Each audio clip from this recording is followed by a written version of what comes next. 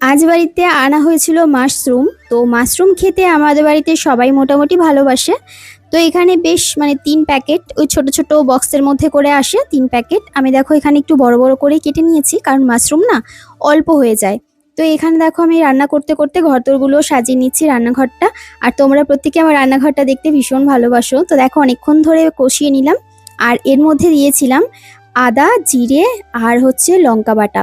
তার মধ্যে অল্প একটু সামান্য পরিমাণে দই দিয়েছিলাম মানে যখন ওটাকে ব্লেন্ড করছিলাম তখন। আর জিরের গুঁড়ো, একটু ধনের গুঁড়ো, যা যা লাগে আর কি মশলাপাতি সব দিয়েছি।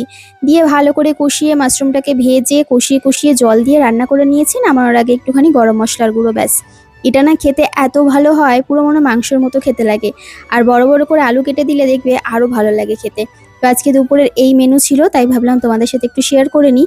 মাশরুমের লাল লাল ঝাল ঝাল কষা, আর তার সাথে গাছ থেকে পেড়ে রান্না করেছিলাম পুঁই শাক, যেটা তোমাদের রেসিপি অলরেডি শেয়ার করে দিয়েছি।